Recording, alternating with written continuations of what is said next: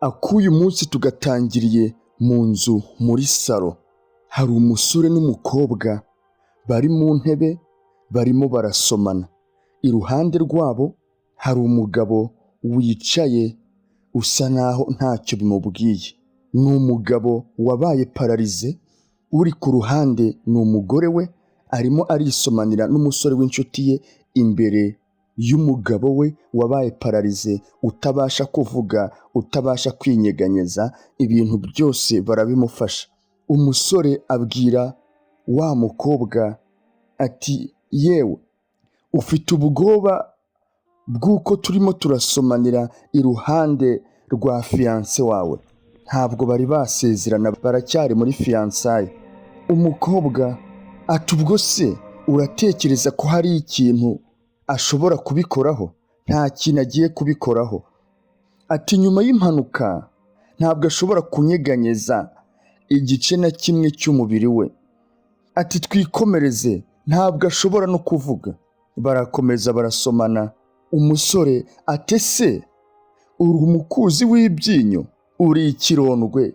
Yari ashatse kumubaza niba ari muri ba bakobwa ba bandi bahora bishakira abagabo bafite amafaranga kugira ngo bayabarye, abagabo ari abarwayi bazi neza ko ari ba bandi benda gupfa.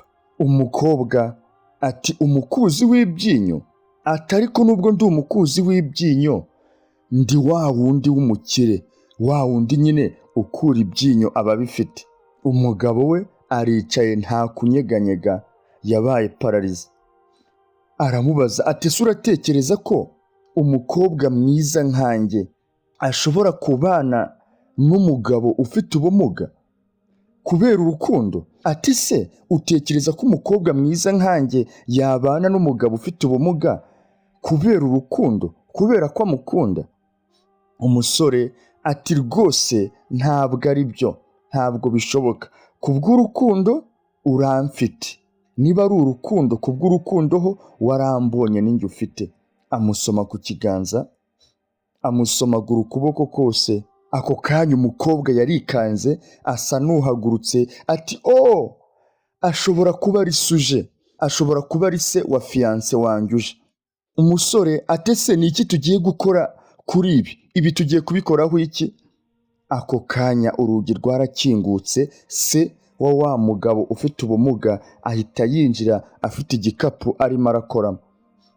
Umukobwa yari yamaze kugera inyuma y'akagare ka fiyanse we agafashe, wa musore nawe ari iruhande rwe iburyo. Ati bwana Johnson wagarutse? Umugabo aramwitegereza, umukobwa arakomeza ati uyu ni umuganga ukora ibijyanye na massage, ni massage therapist. Abivuga arimo arikandakandisha ku ntugu za wa mugabo amwereka ko arimo kumukorera massage. Ati uyu nguyu rwose arimo aranyigisha uburyo bwiza bwo gukandakanda imikaya, ari kunyigisha kumukorera massage neza ku buryo mu minsi mike azaba ameze neza yabaye urwembe. Wa musore ati yego, ati wowe shyiramo imbaraga nke mu gihe urimo uramukandakanda, mu gihe urimo uramumasa wikanda cyane. Agenda asa n'aho amwereka, abaza wa mugabo ufite ubumuga ati se uriyumva ute nyakubahwa? Umugabo araseka ati rwose ibyo ni byiza cyane, ni agahebuzo, murakoze cyane, mwakoze cyane rwose. Ati rero navuganye n'umunyamategeko uyu munsi, amasezerano y'umubano araboneka vuba, amasezerano yawe yo kubana n'uyu muhungu wanjye araboneka vuba. Umukobwa biramushimisha ati wow, ni amakuru rwose atangaje, ni amakuru meza cyane ahebuje. Araseka ati rwose ni amakuru meza cyane. Ati sheri wabyumvise? Abaza wa fiyanse we ufite ubumuga. Ati vuba aha turaza kuba mu buryo bwemewe n'amategeko turi umugabo n'umugore. Umugabo aramubwira ati rero nunkenera ndaza kuba ndi muri etaje yo hejuru. Umukobwa ati yego rwose. Umugabo ahita azamuka. Umusore yahise amukuraho akayesume yari yamushyize ku maguru, kuko byose babikoraga kugira ngo bereke se ko bamwitayeho, ko bari kumukorera masaje kandi bari kumuca inyuma. Ibirahure byose banyweragamo, ibintu byose baryaga bari babimushyize ku maguru, borosaho akayesume, ahita afata akabombo arakarya. Ako kanya hari uwinjiye. Umukozi ushinzwe isuku yarinjiye asanga bibereye muri ibi. Yasanze bisubiriye mu byabo, kuko uyu mugabo we ntibamutinya, bibwira ko nta bushobozi na buke afite bwo kubona ibyo barimo ngo agire icyo abikoraho, kubera ko bazi ko yabaye pararize. Umugore rero ushinzwe isuku yaraje asanga basubiye mu byabo, bibereye muri yegapfe. Arikanga. Wa musore ahita amubaza ati hari ikintu kidasanzwe ubonye? Umukobwa aracyamuri hejuru. Umukobwa ati rero Lucia, uyu mugore ushinzwe isuku yitwa Lucia. Barabyuka. Ati niba nibuka neza, viza yawe y'akazi iri hafi kurangira, igiye kurangira vuba aha, sibyo? Ntabwo ukwiye kugira ikibazo na kimwe cyo kuyivugurura, sibyo?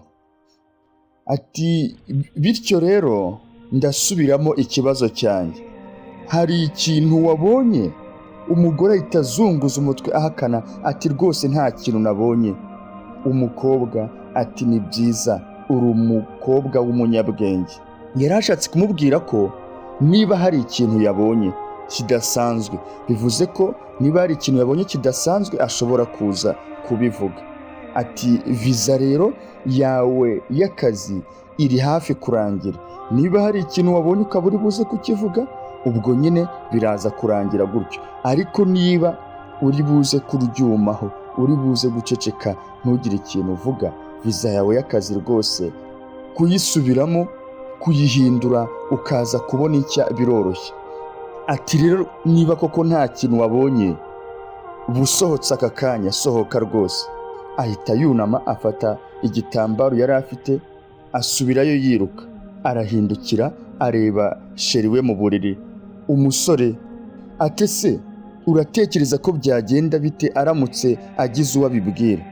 Umukobwa ati yewe, uriya mugore ntabwo akunze kuvuga icyongereza, avuga icyongereza bimugoye cyane. Ati byongeye kandi ninde wumva wakwizera igicucu cy'umuja?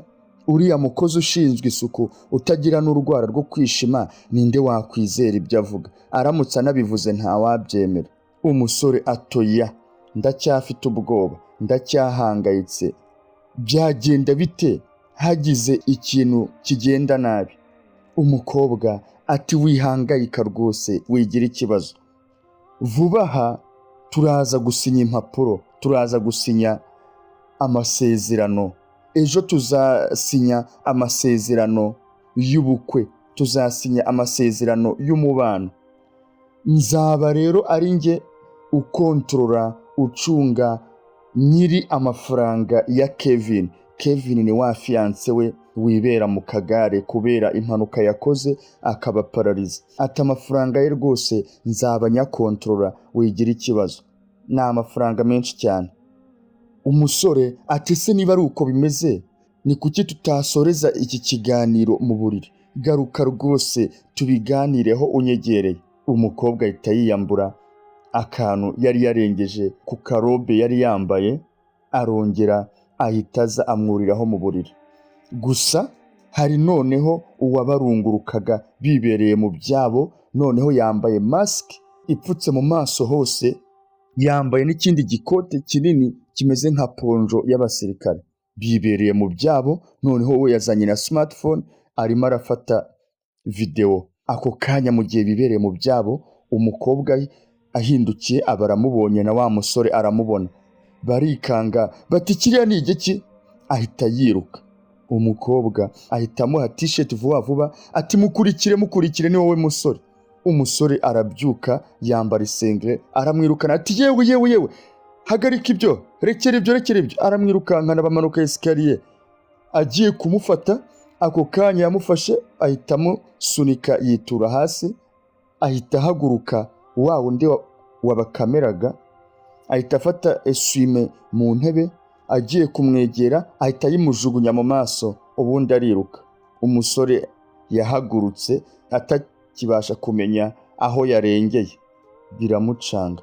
Tugarutse ahangaha nanone basomaniraga imbere ya wa mugabo ufite ubumuga.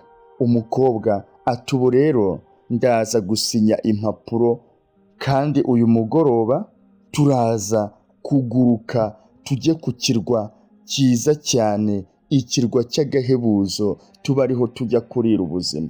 Ako kanya wa mugore ukora isuku yaje acumbagira. Umusore baramubonye ati yewe ukuguru kwawe urimo uratera isekuru, uragenda utera isekuru. Ni wowe? Umukobwa ati wemeye kugomba kwangiza ibintu byose. Akuraho rido, bahita bamwirukana, basa n'abamujugunyayo, basubizaho rido, barongera bigira mu byabo. Umusore atumva ati se uratekereza ko byagenda bite bamubonye? Twabigenza dute? Umukobwa ati simbyitayeho, icyo nshaka ni uko unyihera ibyishimo. Ati igihe bamubona nzaba naramaze kuba nyir'amafaranga n'inzu, tuzaba twaramaze gusezerana, twarasinye amasezerano yuko njye nawe turi umugabo n'umugore, inzu n'amafaranga nzaba naramaze kubyegukana. Ako kanya se wa mukobwa yarinjiye ati ahangaha rero aya ni amasezerano yawe y'umubano w'umuhungu wanjye nawe. Umukobwa yahise arekura wa musore. Umusaza arakomeza aramubwira ati se twayasinye? Umukobwa ati yego rwose, yego cyane. Ati rwose biranshimishije kandi biranantunguye. Umugabo araza ariyicarira, umukobwa nawe amwicara iruhande, na cya gisore bihorera mu mico mibi nacyo kimwicara iruhande. Umusaza ati Emilia, uyu mukobwa yitwa Emilia, ati ni wowe usinya mbere. Ati rero nkeneye signature yawe hano. Amwereka aho asinya, akareba wa musore, ibyishimo bikamurenga kubera ukuntu azi neza ko asinyiye umutungo w'uyu musore, akaba agiye kuwusangira n'uyu musore bihorera mu mico mibi. Ati kandi sinya na hano ahanditse ngo umugore, niho arimo arasinya. Ati rero ubu dukeneye signature ya Kevin. Umukobwa ati yego ndaza kumufasha gusinya rwose. Arahaguruka afata ukuboko kwa Kevin aho agomba gusinya. Umusaza ati rero waba wigeze kubona amahirwe yo kubona Lucia?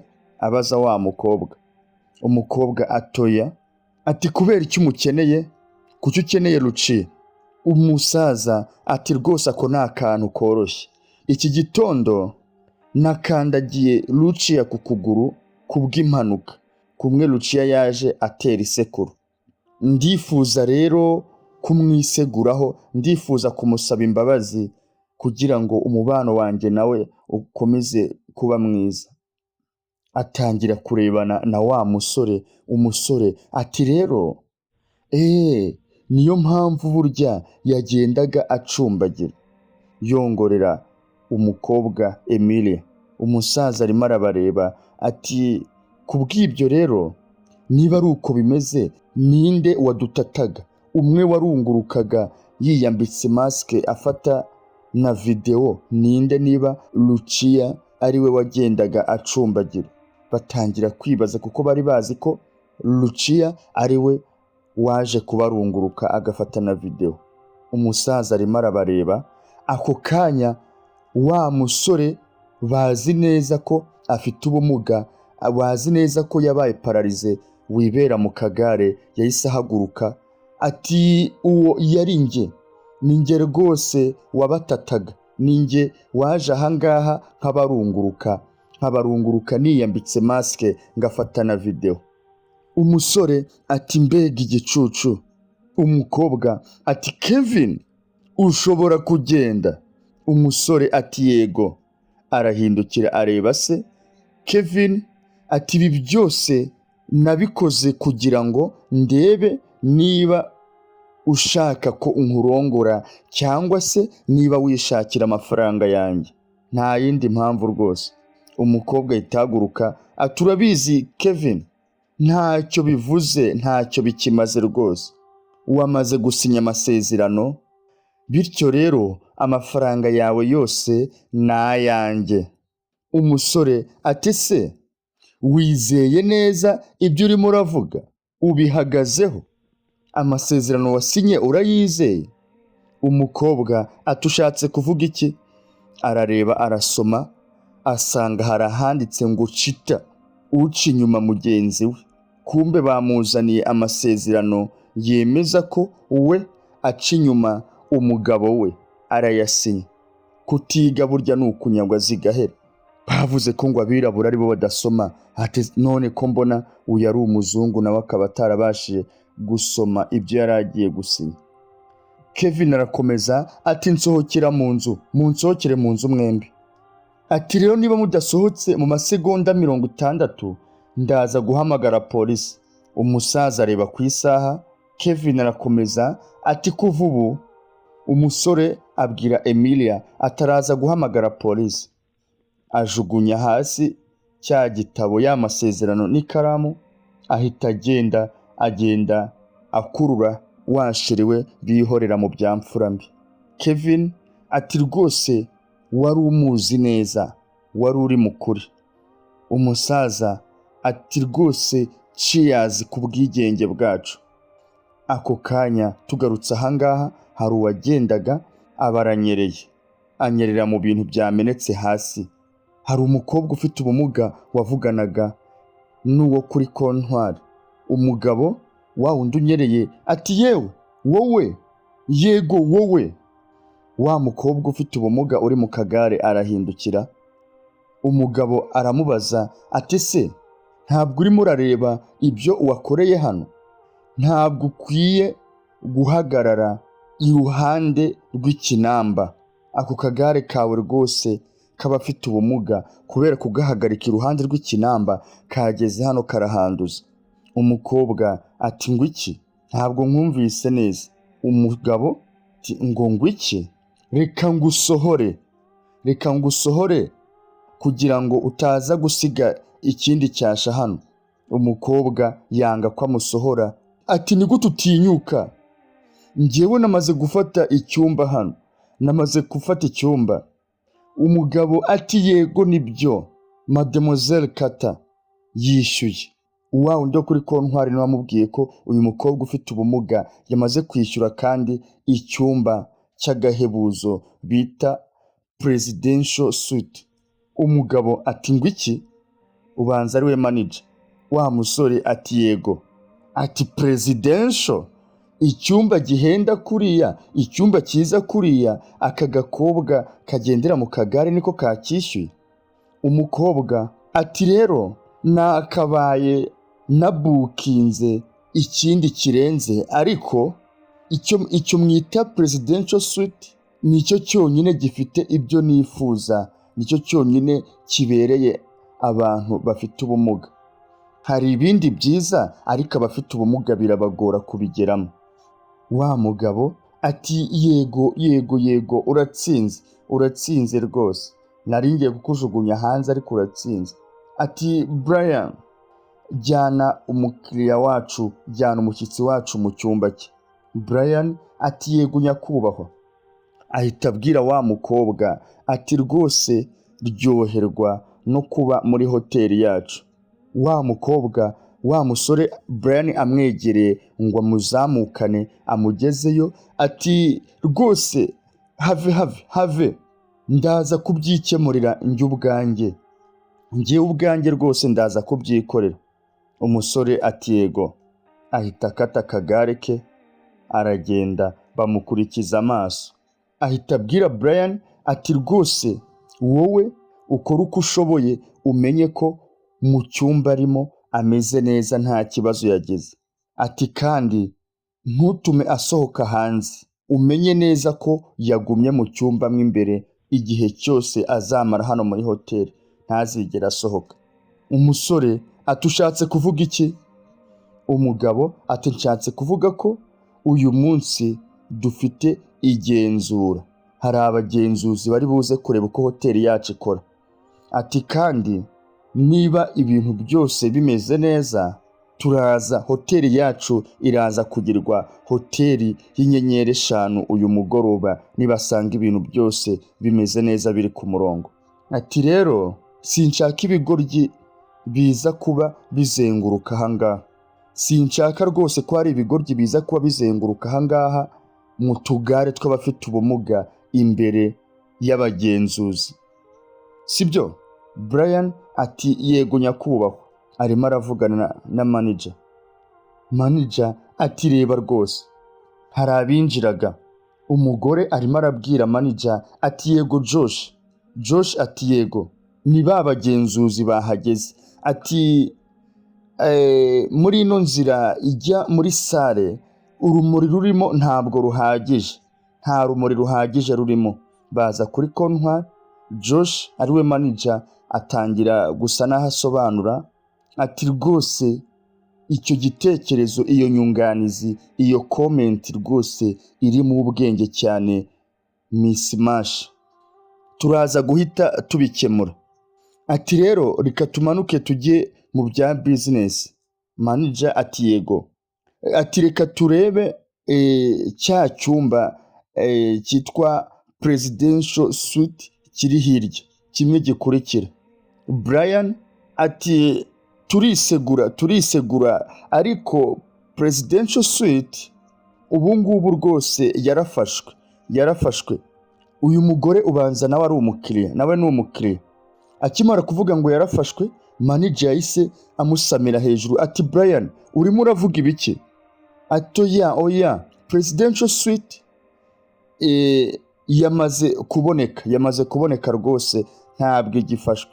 Brian ati ushatse kuvuga iki mu kuvuga ko ubu ngubu presidential suite ihari? Nari mbizi ko yafashwe. Agiye kuvuga ngo azi ko yafashwe, manager ati Brian ukwibagirwa kwawe kugiye kuzatuma wirukanwa ku kazi. Ati izo mpuwe rwose zigiye kuzakwirukana ku kazi. Ukunda kwibagirwa kandi ukagira impuhwe.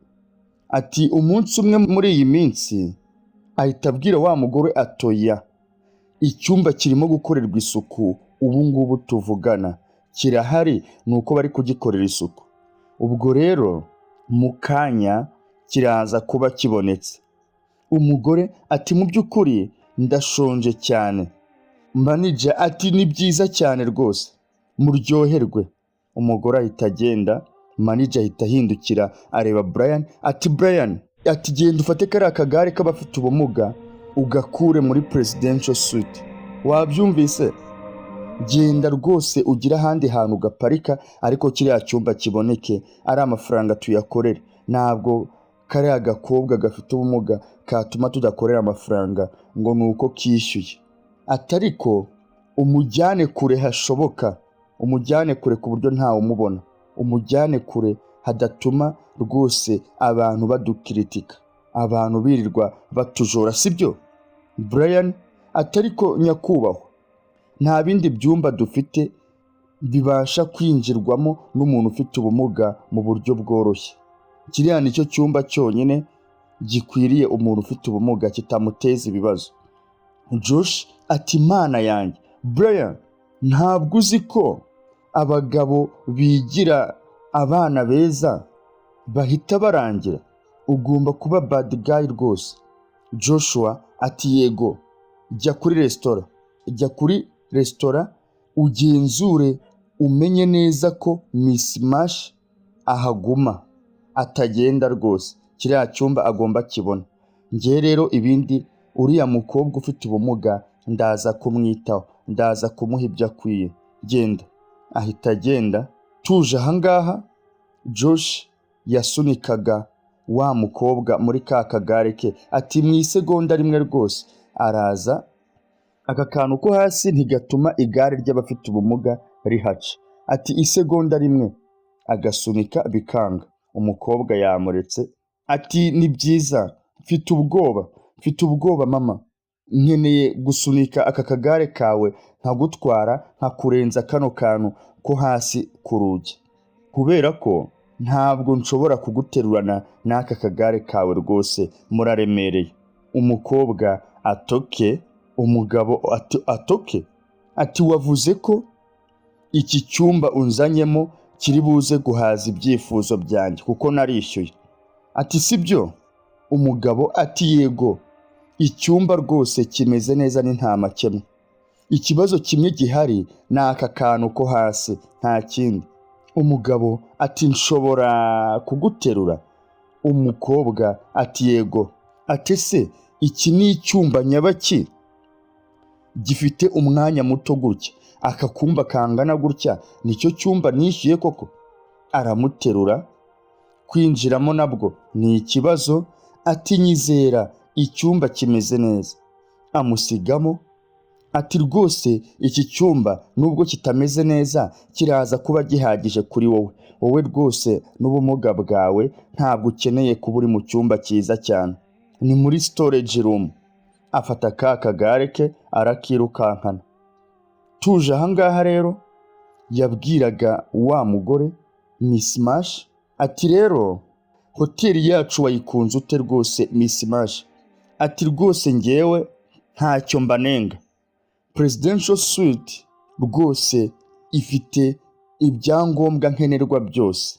Brian agashaka guseka ati mu by'ukuri nka hoteli yose niba ariko bimeze neza. Josh ati ni agahebuzo, birahebuje. Ati rero uratekereza ko dukwiye kwitwa hoteli y'inyenyeri 5, inyenyeri ya 5 uratekereza ko tuyikwiye? Umugore ati rwose nuko nanjye mbyumva, niko mbyumva. Ati nubwo ntafata icyemezo cya nyuma, uyu mugore waraye muri iyi hoteli ni umwe mu bagenzuzi, yayirayemo anayigenzura.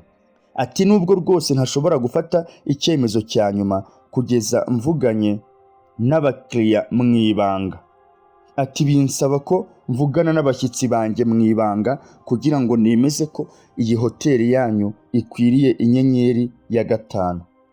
Josh arakomeza ati kandi ibyo bishobora.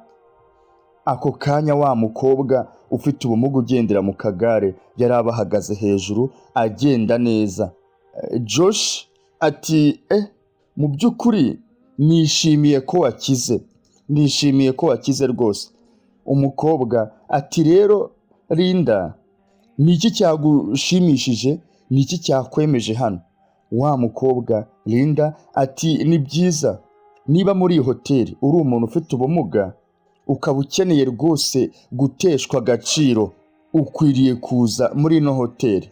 Igihe cyose uri umuntu ufite ubumuga ukaba ukeneye ko bagutesha agaciro, waza muri ino hoteli aho manager ubwe azagushyira ahantu akagukingirana bigasa naho yagushyize muri gereza ye, akagushyira mu bwiherero. Brian ati mu bwiherero? Ati wanyijeje ko umujyanye mu kindi cyumba, naho ni mu bwiherero wari umujyanye? Josh ati reba ibikureba. Brian ati yewe nuko byagenze? Josh ati nako. Wa mukobwa ati iyi hoteli ifite ibibazo bikomeye cyane by'umutekano. Ati ubugenzuzi bwabereye mu kagare k'abafite ubumuga hari aho bwagiye, hari aho bwaburiye irengero rwose, hari aho bwaburiye. Ati kandi nizera ko dukeneye gutanga raporo kuri polisi. Brian azunguza umutwe ati igare ryawe ry'abafite ubumuga rishobora kuba riri mu biro bye, nshobora kurizana. Igare rye ry'abafite ubumuga bari baribuze bavuga ko bakwiye guhamagara polisi. Brian ati rwose rishobora kuba riri mu biro bya manager. Manager ati yewe uri ku ruhe ruhande? wowe wakabaye uri ku ruhande rwanjye, ku ruhande rwa hoteli yacu, none uri ku ruhande rw'abagenzuzi badukinnye umutwe. Atumva, ntabwo ugomba gutanga raporo, nta kintu na kimwe ukwiye gutangamo raporo kuri polisi.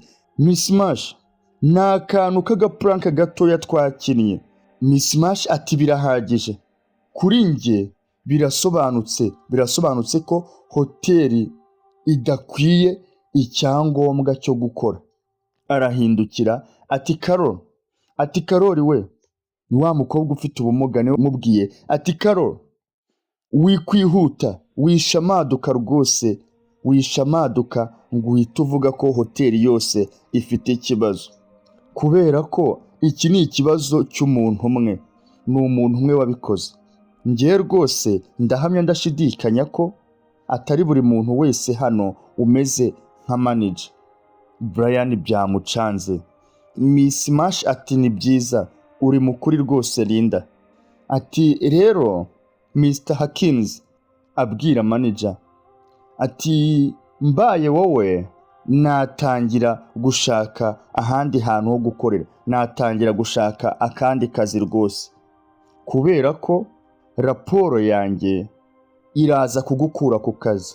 Ati rwose bye.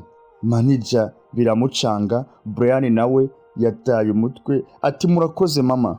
Linda ati umutima mwiza ushobora kugeza umuntu ku ntsinzi, kugira umutima mwiza bishobora gutuma ugera ku ntsinzi. Ibyo ntuzigere ubyibagirwa Brian, kugira umutima mwiza ni byiza cyane, bishobora kugufasha kugera ku ntsinzi. Brian ati murakoze. Agafilime kacu rero naha karangiriye, ndizera ko mwagakuyemo amasomo menshi, kandi ndakubwira ko niba utarakanda subscribe kw'icyo ari cyo gihe, kuko udufilime twiza nk'utu tuzakugeraho